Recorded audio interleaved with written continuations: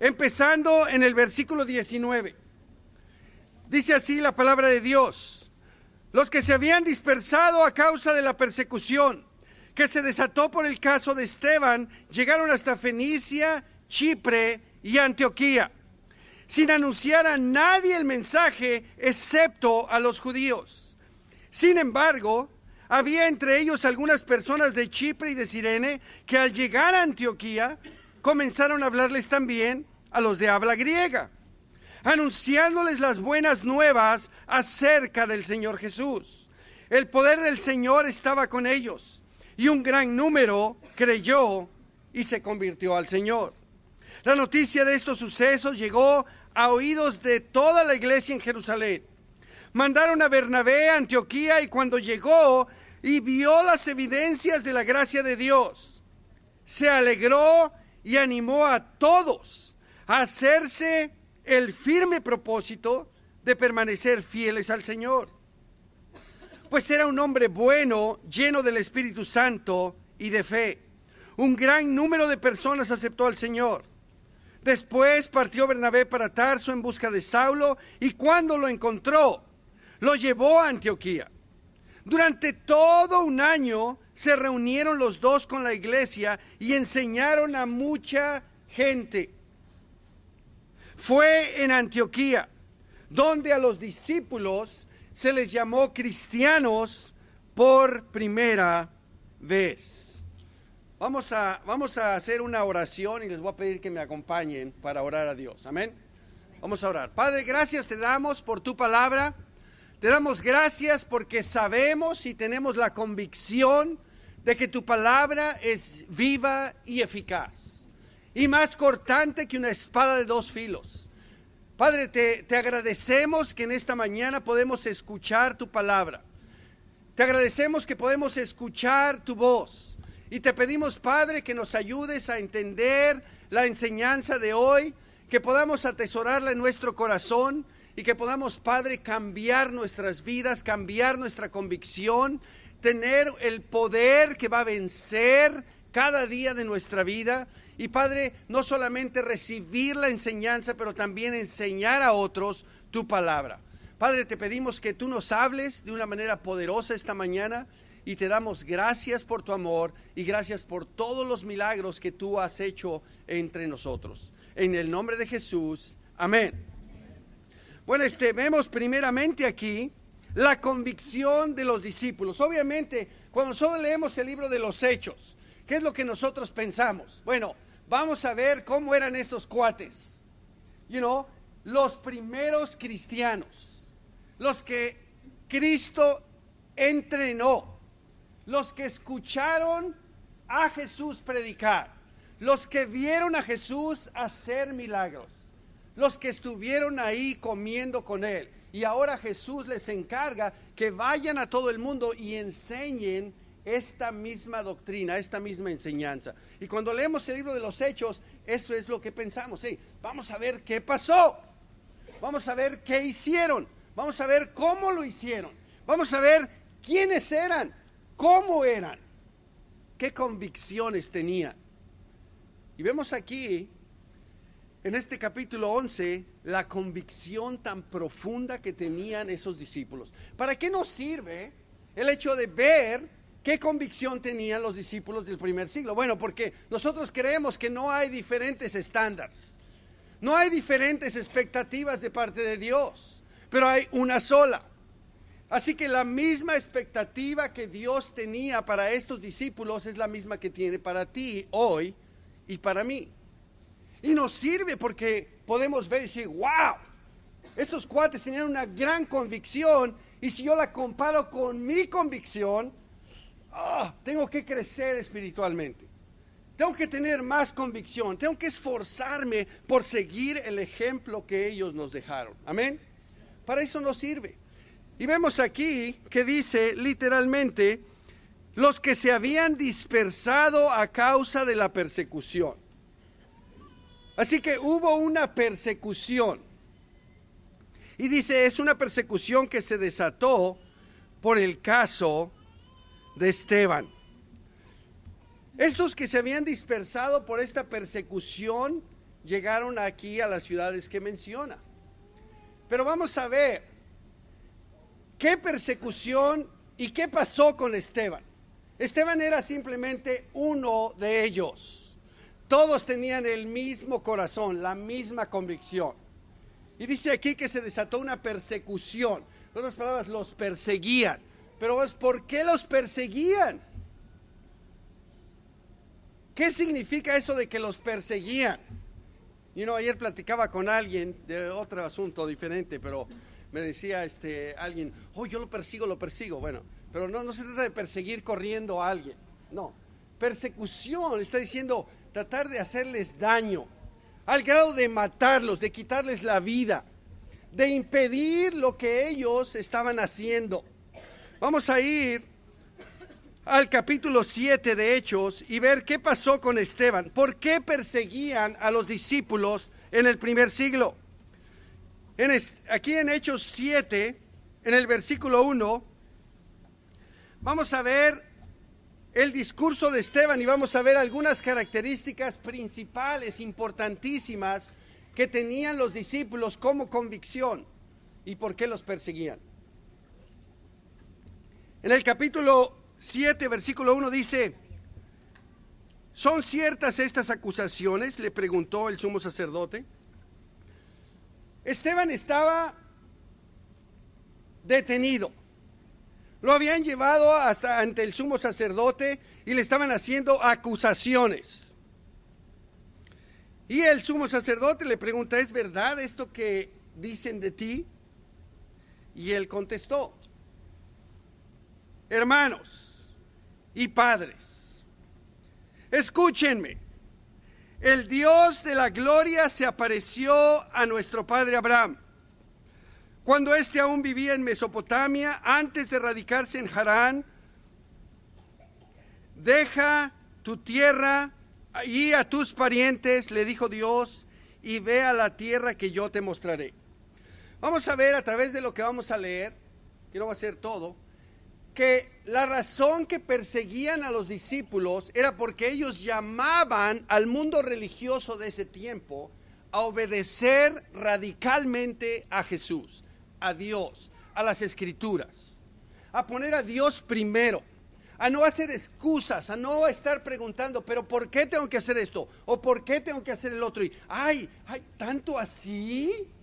Pero ellos enseñaban que realmente Dios espera que si una persona lo va a seguir, le dé todo su corazón, toda su vida, todo su dinero, todo su tiempo, todo su amor, toda su mente, todo lo que él es, dárselo a Dios. Y por eso aquí Esteban menciona a Abraham, para explicar: Dios es el mismo ayer, hoy y siempre. Dios no cambia. Dios no le pidió a Abraham algo que no te va a pedir a ti. Dios no era antes antes era Dios bien radical. Y ahora, no, ahora ya, como ya se hizo viejito, pues ya es más, suavecito. No. Dios es el mismo.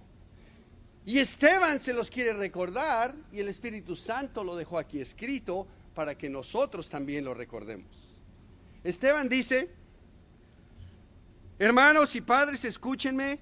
El Dios de la gloria se apareció a nuestro padre Abraham cuando éste aún vivía en Mesopotamia y antes de radicarse en Harán, y le dijo: deja tu tierra y a tus parientes, ve a la tierra que yo te mostraré. Dice en el versículo 17: cuando ya se acercaba el tiempo de que se cumpliera la promesa que Dios le había hecho a Abraham, el pueblo crecía y se multiplicaba en Egipto. Les platica toda la historia de Abraham hasta el punto que está el pueblo en Egipto y el pueblo se multiplica.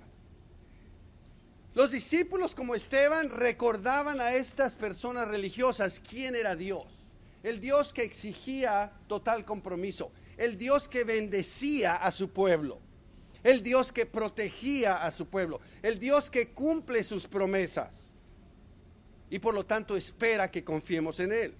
Dice aquí en el versículo 20, ahora hablando de Moisés, a una diferente persona. Dice: en aquel tiempo nació Moisés, fue agradable a los ojos de Dios, Por 3 meses se crió en la casa de su padre, y al quedar abandonado, la hija de Faraón lo adoptó y lo crió como a su propio hijo. Así Moisés fue instruido en toda la sabiduría de los egipcios y era poderoso en palabra y en obra. Habla de Moisés y le dice, hey, les platica para que recuerden la historia de Moisés, y todos sabemos la historia de Moisés. Cuando Moisés nació, Faraón mandaba matar a todos los niños que nacían del pueblo egipcio, del pueblo de Israel, de los judíos. Sin embargo, Moisés fue salvado por milagro de Dios. No fue una casualidad que la hija de Faraón se lo encontró. Les recuerda que Dios tiene un plan para cada uno de nosotros y que Él va a cumplir su plan, no importan las circunstancias. Y por eso espera total compromiso, espera que confiemos en Él. En el versículo 39 dice, nuestros antepasados no quisieron obedecerlo a Él. Les recuerda su rebelión. Dice, sino que lo rechazaron. Lo que realmente deseaban era volver a Egipto. Por lo cual le dijeron a Aarón, tienes que hacernos dioses que vayan delante de nosotros, porque a ese Moisés que nos sacó de Egipto, no sabemos qué pudo haberle pasado. Entonces se hicieron un ídolo en forma de becerro, le ofrecieron sacrificios y tuvieron fiesta en honor de la obra de sus manos. Pero Dios les volvió la espalda y los entregó a que rindieran culto a los astros. Así está escrito en el libro de los profetas. Casa de Israel, ¿acaso me ofrecieron ustedes sacrificios y ofrendas durante los 40 años en el desierto? Por el contrario, ustedes se hicieron cargo del tabernáculo de Moloc, de la estrella del dios Refán y de las imágenes que hicieron para adorarlas. Por lo tanto, los mandaré al exilio más allá de Babilonia. Les recuerda las consecuencias de su rebelión. Les recuerda el corazón terco y rebelde que el pueblo de Dios siempre ha tenido. ¿Por qué? Porque al final Él quiere llamarlos a que se arrepientan y a que le den todo su corazón a Dios. Y por eso los perseguían. Los perseguían porque ellos hablaban la verdad. Porque ellos les recordaban quién era Dios y los llamaban a estar 100% comprometidos con ese Dios de amor. En el versículo 51 les dice finalmente, tercos, duros de corazón, torpes de oídos. Ustedes son iguales que sus antepasados, siempre resisten al Espíritu Santo. A mí obviamente esto no les gustó. Yo no sé si a ti te gusta o no, pero hay personas que acostumbran decir eso, ¿no? Ay, tú eres igualito que tu padre. O ay, tú eres igual que tu madre. Ay. Generalmente se refieren a algo malo, ¿no? Nunca se refieren a algo bueno, ¿verdad? Pero imagínate que se decía, ustedes son tercos, necios, torpes de oídos, igual que sus antepasados, igual que ellos. Igual que aquellos que no honraron a Dios en el desierto y Dios los castigó, así son ustedes. Porque ustedes mataron a Jesús, porque ustedes lo despreciaron y ahora no quieren hacerse discípulos de Jesús. Están en contra, quieren seguir con su propia religión, quieren seguir en su pecado. Son tercos, son necios, son torpes. Obviamente, ellos los perseguían a los discípulos, porque Esteban no era el único. Todos los discípulos decían lo mismo a la gente. Y era la verdad. Amén. Los discípulos no se dedicaban a hacer amistad con las personas. Se dedicaban a decirles la verdad. Decirles, hey, esto que estás haciendo es pecado y tienes que arrepentirte. Amén. Si nosotros nos hubiéramos dedicado a ser amigos de Toño y de Lenny, todavía fuéramos amigos. De hecho, ellos ya eran amigos de Carlos y de Lili. Ya eran amigos de Jorge y de Leti. Ya no tenían que dedicarse a ser sus amigos. Podían haber seguido siendo sus amigos. Pero ¿qué es lo que hicieron? Al hacerse discípulos, los retaron a obedecer a Dios, a arrepentirse de su pecado, a cambiar su vida. Y obviamente muchos, cuando reciben ese llamado, responden positivamente a Dios. Otros lo rechazan y hacen lo mismo que estos, ¿no? Le retuercen las tripas, los dientes y te quieren agarrar a trancazos, porque le está diciendo la verdad. Bueno, con Esteban lo hicieron, amén. Pero porque eran montoneros. Yo por eso nunca estudio la Biblia con 20. Nomás con uno, así se pone al brinco, pues yo siempre llevo otros 2 para que me defiendan. Pero ya en serio, miren cómo respondieron estos. Dice aquí el versículo 54. Al oír esto, rechinando los dientes, montaron en cólera contra él. Pero Esteban, lleno del Espíritu Santo, fijó la mirada en el cielo y vio la gloria de Dios y a Jesús de pie a la derecha de Dios. Veo el cielo abierto, exclamó, y al Hijo del Hombre de pie a la derecha de Dios. Entonces ellos, gritando a voz en cuello, se taparon los oídos y todos a una se abalanzaron sobre él. Lo sacaron a empellones fuera de la ciudad, comenzaron a apedrearlo. Los acusadores le encargaron sus mantos a un joven llamado Saulo. Mientras lo apedreaban, Esteban oraba, Señor Jesús, decía, recibe mi espíritu. Luego cayó de rodillas y gritó, Señor, no le tomes en cuenta este pecado. Cuando hubo dicho esto, murió. Quiero que vean este corazón de Esteban. Este era el mismo corazón de cada discípulo y era el corazón de Jesús. La pregunta es si es tu corazón. Estamos leyendo que los discípulos del primer siglo tenían una convicción profunda de la verdad y de lo que Dios quería que ellos hicieran, y ellos no solo lo hacían y daban su vida por ello, pero también llamaban a los demás a obedecer a Dios. Y aunque ellos hablaban la verdad y aunque ellos retaban a la gente, ellos no respondían mal por mal. ¿De dónde agarró Esteban esto de que, Señor, perdónales, no les tomes en cuenta este pecado? De Jesús. Jesús en la cruz dijo, Padre, perdónalos porque no saben lo que hacen. Esteban lo estaban apedreando, matando, y dijo, Señor, no les tomes en cuenta este pecado. ¿Cómo tú reaccionas cuando la gente se enoja contigo porque tú le dices la verdad? ¿Cómo tú reaccionas? Aún cuando un discípulo débil agarra actitudes porque tú tratas de ayudarle en su vida espiritual, en su carácter, y le dices algo que tiene que cambiar y se pone todo defensivo y todo. O, yo sé que esto casi no pasa, pero, ¿qué tal tu esposa o tu esposo? Cuando tú le quieres ayudar con algo y se pone todavía defensivo y orgulloso o orgullosa, ¿cómo tú reaccionas a eso? Entras en esa escalata que uno peca más y el otro le más y el otro más y el otro más y sube el calor hasta que ya se vuelve un pleito. En lugar de cuando tú ves la reacción de alguien negativo que está rechazando la verdad, está rechazando básicamente a Dios, no a ti. Tienes que, al igual que Jesús, decir, Señor, perdónalo y tú también perdonarlo. Amén. Pero los discípulos del primer siglo tenían una gran convicción. Una convicción tal que habían sido perseguidos, que habían sido esparcidos por otras ciudades, y yo creo con todo mi corazón, ese era el plan de Dios. Porque con esa persecución, Dios los obligó a irse a muchos lados a predicar el evangelio para poder llevar el mensaje a todas las naciones. Amén. Pero no solamente tenían una gran convicción, pero dice aquí el versículo 21, estamos en Hechos 11. Hechos 11, 21 dice también que el poder del Señor estaba con ellos. El poder del Señor estaba con ellos. Y un gran número creyó y se convirtió al Señor. El poder del Señor estaba con ellos. Yo pregunto, cuando vemos la convicción de los discípulos del primer siglo, ¿qué puedes decir tú de tu propia convicción? ¿Tienes tú la misma convicción?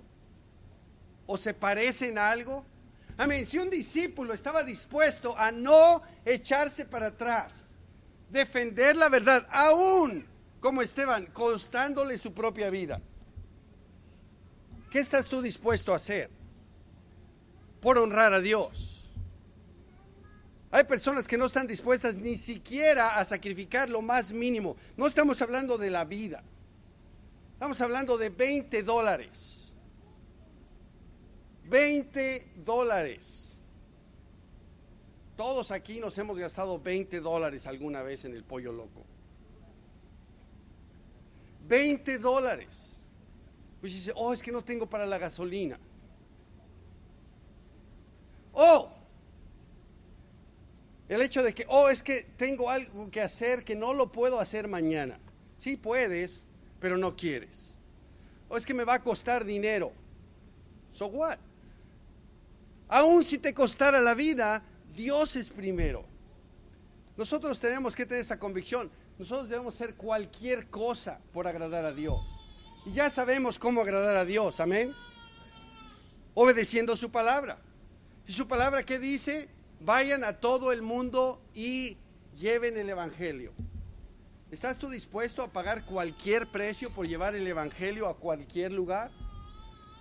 Si el día de hoy, terminando el servicio, yo te llamara a ti y te dijera, hey, podemos hablar contigo, ven para acá. Mira, necesito que te te muevas a Washington, D.C. Necesito que tú vayas, tú y tu esposo, y vayan allá porque necesitamos que empiecen una charla bíblica en español. Necesito que te vayas esta semana, que dejes todo y te vayas. ¿Qué sería tu reacción? ¿Qué es lo que empezarías a pensar? Es decir, oh, es que mi trabajo, oh, es que mis niños van a sufrir. ¿Sabes que los discípulos del primer siglo, por su fe, sus hijos fueron comidos por los leones? Por su fe, sus hijos fueron martirizados y muertos. Y ellos podían haber dicho, oh, no, que mi hijito no sufra. No, yo no creo en Jesús. Ok, está bien, entonces ya vete para allá. Pero ellos no hicieron eso porque ellos sabían que tenían un premio en el cielo y que sus hijos iban a ir al cielo también. Pero es triste que muchos de nosotros no solamente no tenemos esa convicción, sino a veces ni siquiera queremos tenerla. Queremos estar cómodos, queremos jugar al cristiano cómodo, al cristiano que viene a la iglesia y está aquí, todo está muy bonito y Dios lo bendice y él no sacrifica nada. Eso no es posible. Eso no es posible. Nosotros sí podemos venir acá, pero mi trabajo es decirte la verdad. Si tú no eres un discípulo como el del primer siglo, si tú no tienes ese compromiso, esa convicción, tú no eres cristiano, tú no eres discípulo. Tú eres un religioso, un hipócrita, alguien más que viene a la iglesia y está aquí, pero no tienes esa convicción. Más vale que te arrepientas, que hables con Dios y digas, Dios, yo estoy dispuesto a hacer lo que sea. Tú llámame a hacer lo que sea y vas a ver, yo hago lo que sea por ti. Porque nosotros sabemos que Él hace lo que sea por nosotros, ¿sí o no? Él nos ha ayudado y nos va a ayudar. Él no nos va a dejar nunca. Pero nosotros tenemos ese corazón. Luego hablando del poder de Dios. Dice aquí que el poder de Dios estaba con ellos. ¿Está el poder de Dios contigo? Si está el poder de Dios contigo, tú eres fructífero. Tú hablas con las personas y las personas sienten el poder de Dios en ti. Son impactados. Cada persona de nosotros que es un cristiano y que se ha bautizado para recibir el perdón de sus pecados ha sido porque alguien estaba en el poder de Dios y Dios lo usó para impactarnos a nosotros. Y si tú no puedes hacer eso, quiere decir que el poder de Dios no está contigo. Fíjate, dice aquí, versículo 21, el poder del Señor estaba con ellos y un gran número se convirtió al Señor. Ese es el resultado cuando el poder de Dios está con alguien.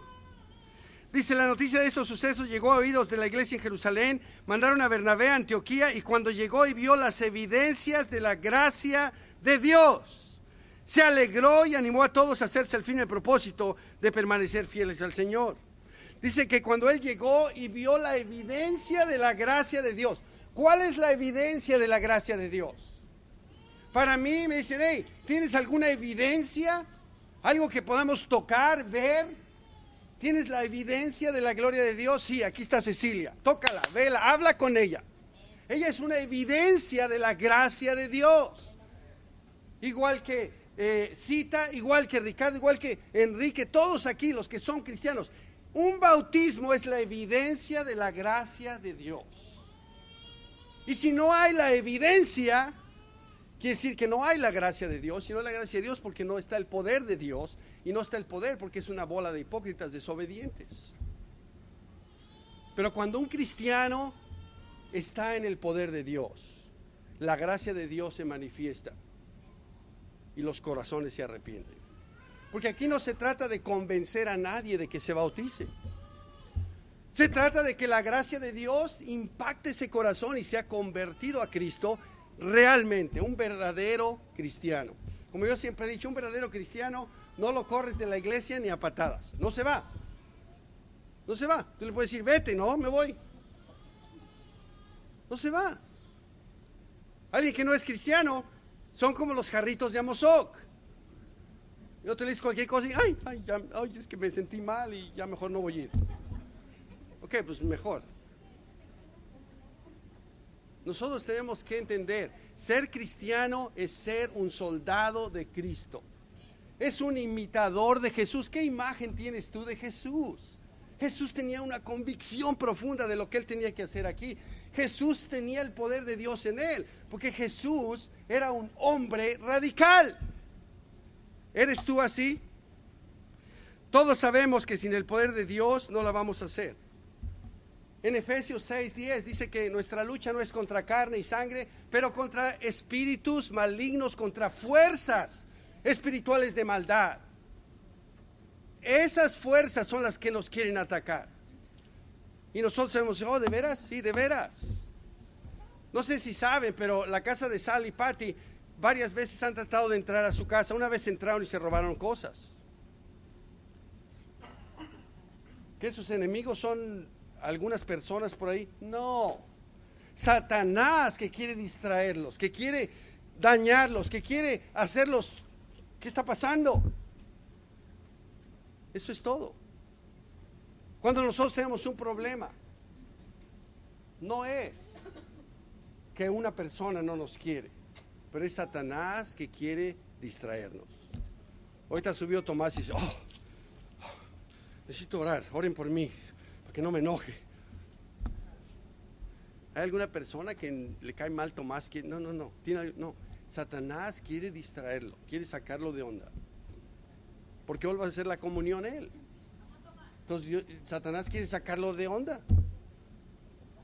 Pero si nosotros tenemos el poder de Dios, nada puede contra nosotros.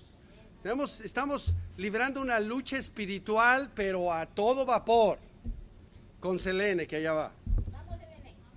Estamos luchando una lucha espiritual a todo vapor con Isaí, que está aquí junto a Ricardo. Estamos luchando una lucha espiritual, pero fuerte, también con Gaby, que está aquí. ¿Y qué es lo que pasa? Lo que pasa es que Satanás está tratando de impedir que Gaby se salve, impedir que Isaí se salve, impedir que Selene se salve. ¿Y cómo es que lo hace? A través de personas, a través de eventos, a través de cosas. Pero si nosotros tenemos el poder de Dios en nosotros, nosotros vamos a vencer a Satanás. ¿Amén? ¿Estás tú venciendo a Satanás? ¿O él te está dando una porriza? Todo depende de ti. Si tú agarras el poder de Dios y lo haces tuyo. Lee Efesios 6:10 en adelante y verás lo que tú tienes que hacer. Ponerte toda la armadura de Dios. Amén. Simplemente ya no hablando de bautismos, pero hablando de tu vida espiritual, personalmente. Sí o no, Satanás trata de desanimarte, trata de hacerte que te caigas de la fe, que abandones al Señor. ¿Sí o no? Absolutamente. Pero por eso la Biblia nos llama a perseverar y a mantenernos firmes, a luchar. En Hebreos capítulo 10 y versículo 32 dice, recuerden aquellos días, y esto va para todos los cristianos, que se acuerden. Para nadie aquí fue fácil hacernos cristianos. Recuerden aquellos días pasados cuando ustedes, después de haber sido iluminados, sostuvieron una dura lucha y soportaron mucho sufrimiento. Unas veces se vieron expuestos públicamente al insulto, a la persecución. Otras veces se solidarizaron con los que eran tratados de igual manera. También se compadecieron de los encarcelados y cuando a ustedes les confiscaron sus bienes, lo aceptaron con alegría, conscientes de que tenían un patrimonio mejor y más permanente. Aquí el escritor le habla a los cristianos del primer siglo y les dice, acuérdense cuando les confiscaron sus bienes. Eso es algo que pasaba, era una realidad. Hoy en día, yo no he sabido todavía de nadie de que le hayan confiscado todos sus bienes, el gobierno o alguien de alguna religión, porque te hiciste discípulo de Jesús. ¿Verdad que no? Pero esto era algo que pasaba y a ellos les importaba un comino, ellos lo aceptaban con alegría, decían, no importa, yo quiero seguir a Jesús a cualquier precio. ¿Ese es tu corazón? Porque ellos tenían el poder de Dios, nada los podía detener, versículo 35. Así que no pierdan la confianza porque ésta será grandemente recompensada. Ustedes necesitan perseverar para que después de haber cumplido la voluntad de Dios, reciban lo que Él ha prometido, pues dentro de muy poco tiempo el que ha de venir vendrá y no tardará. Pero mi justo vivirá por la fe y si se vuelve atrás, no será de mi agrado. Pero nosotros no somos de los que se vuelven atrás y acaban por perderse, sino de los que tienen fe y preservan su vida. Los discípulos, aquí en el Hechos 11, el poder de Dios estaba con ellos. Y por eso eran exhortados aquí a permanecer fieles al Señor. Y ellos lo hicieron. No solamente se permanecieron fieles, pero llevaron el Evangelio a todas las naciones. Amén. Por último, los discípulos recibían enseñanza y enseñaban a otros. Y eso es algo que nosotros tiene que ser parte de nuestra vida. Dice el versículo 27, por aquel tiempo versículo 25, después partió Bernabé para Tarso en busca de Saulo y cuando lo encontró, lo llevó a Antioquía. Durante todo un año se reunieron los dos con la iglesia y enseñaron a mucha gente. Fue en Antioquía donde a los discípulos se les llamó cristianos por primera vez. Ellos estuvieron con la iglesia y enseñaron a mucha gente. El trabajo de los discípulos era enseñar a gente, no solamente enseñar a los no discípulos cómo salvarse. Amén. Mucha gente viene a la iglesia y nos viene a visitar y dice, pues voy a ver qué diferente es esta iglesia, en qué se parece a la de mi tía, o en qué se parece a la de la esquina. Bueno, algo debe haber diferente, porque Valentín y Lorena viven en Riverside, casi donde se junta el 91 y el 60, que hasta allá vive. Y Valentín trabajó toda la noche, de las 11 de la noche a las 7 de la mañana. Tienen un carro estándar, pero Valentín no sabe manejar estándar. Lorena sabe, pero nunca se ha subido al freeway, ni sabe cómo llegar acá. Pero hay algo especial acá, que ellos quieren venir acá.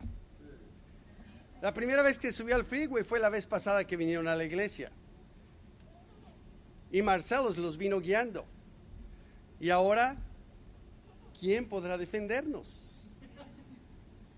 Pues el Chapulín Colorado.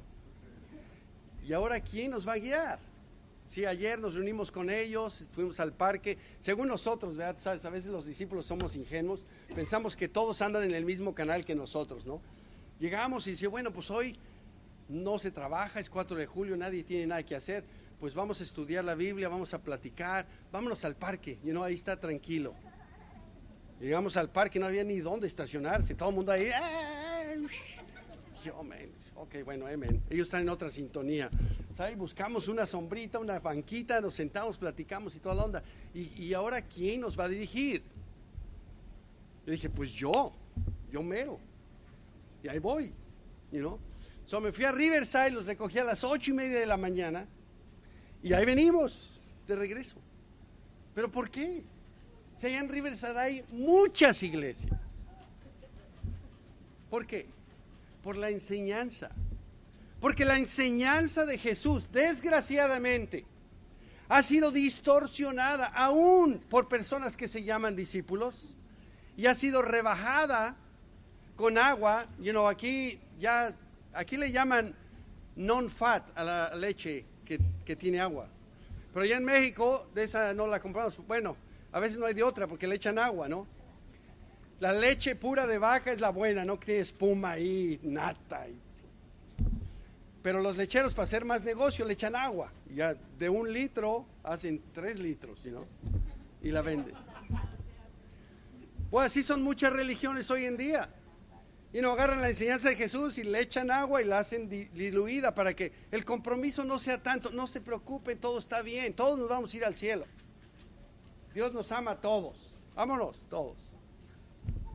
Hoy en día ya hay tanto satanismo en las iglesias que aún aceptan personas como miembros de su iglesia que están viviendo juntos sin estar casados. Peor que eso, hay iglesias que aceptan personas que son lesbianos o que son, ¿cómo se dice? Nice, homosexuales. Gracias, porque yo como vengo de allá del barrio me sé otras palabras. Pero aceptan de todo. Pero es una mentira. Esa es una enseñanza satánica. Dios detesta el pecado. Es verdad que Dios ama al pecador. Pero porque Dios ama al pecador, Dios llama al pecador a que se arrepienta y deje su pecado. Y eso es lo que hacemos aquí. Y si tú no te arrepientes de tu pecado, tú jamás vas a ser parte de esta iglesia, punto. No importa lo que hagas, las piruetas que te avientes, tú nunca vas a ser parte de esta iglesia. Y si alguien viene aquí y echa mentiras y dice, yo estoy arrepentido, yo ya esto y lo otro, bla, bla, bla, y es tan buen artista que le creemos, lo vamos a bautizar. Pero ¿sabes qué? Aún bautizado no va a ser parte de la iglesia tampoco. Porque aparentemente ante nuestros ojos lo va a hacer, pero ante Dios, nones. Porque con Dios no hay medias tazas. Y como dice la Biblia en Hebreos 4, 12 y 13, todo está al descubierto delante de los ojos de aquel a quien tenemos que dar cuentas. Así que Él sabe toda nuestra vida. Así que ¿cómo estás tú hoy? La enseñanza es importante. Estas personas no solamente enseñaban a los no cristianos cómo salvarse, que era muy simple, ¿no? Ellos sabían hacerse discípulos y bautizarse. Dice Gaby, qué fácil, ¿y por qué no me han bautizado? Bueno, tal vez no es discípula. Sí, sabes, un error, esto va para Isaí, para Gaby y para todos los que piensen así. A veces hay un error muy grande que las personas dicen, aquí mi comadre sabe, dicen, bueno, yo no me voy a bautizar este domingo, pero para el otro. Yo digo, no, para el otro no. Si un discípulo no se bautiza cuando él quiere. Un discípulo se bautiza cuando nosotros los discípulos, que somos los que sabemos cómo está la onda, creemos que está listo. Cuando está arrepentido, cuando está comprometido, cuando realmente está viviendo como un discípulo, entonces, ok, te vamos a bautizar. ¿Cuándo? Tal día, tales horas y en tal lado. Y el que es discípulo dice, amén. El que no es discípulo dice, es que yo quiero ir en la alberca, es que yo quiero ir en el lago, me gusta el río, mejor no, mejor el jueves porque es mi cumpleaños. Son puras tonteras. Un discípulo entiende, yo estoy mal con Dios, yo quiero recibir el perdón de mis pecados, ¿qué tengo que hacer? Arrepentirte. Ok, yo me arrepiento. ¿Qué tengo que hacer? Esto, ok, yo lo hago todo. ¿Cuándo me puedo bautizar? Yo ya me quiero bautizar. Yo te digo cuándo. Y cuando él está listo, se bautiza. y recibe el perdón de sus pecados. Amén. Esa es la enseñanza. Y aquí se juntaron con la iglesia y les llevaron la enseñanza, porque no solamente es para los no discípulos, pero también para los discípulos. Muchas veces los discípulos ya somos discípulos y nos bautizamos y necesitamos seguir aprendiendo. Amén. Por eso Pablo le dijo a Timoteo, 2 Timoteo capítulo 2, le dijo: hey, lo que me has oído decir delante de muchos testigos, encárgaselo a creyentes de confianza que a su vez estén capacitados para enseñarle a otros. Nosotros tenemos que recibir también enseñanza como cristianos para poder saber cómo vivir y cómo hacer las cosas en la iglesia. Amén. Bueno, estas tres cosas son muy importantes de ver en esta iglesia del primer siglo. La convicción que tenían, el poder de Dios que estaba con ellos y también el hecho de que ellos enseñaban a otros. La pregunta es si tú tienes una convicción que es una convicción radical como la de ellos. Si no, arrepiéntete. La pregunta es si tú vives en el poder de Dios, y si no, arrepiéntete. El poder de Dios está disponible para ti. ¿Estás interesado en aprender más? Lees tu Biblia, tus tiempos de discipulado, haces preguntas. Si tienes una duda, preguntas. Lo que tú ya sabes, lo enseñas o te lo guardas para ti. ¿Cuándo fue la última vez que tú le enseñaste a alguien algo de la Biblia? Yo quiero retar a todos aquí que esta semana aprendan algo de la Biblia y enseñen algo de la Biblia a alguien. A veces dicen: oh, pero es que yo no sé nada. No, si tú sabes mucho, tú sabes más que los que no han venido nunca aquí. Ve y enséñales lo que sabes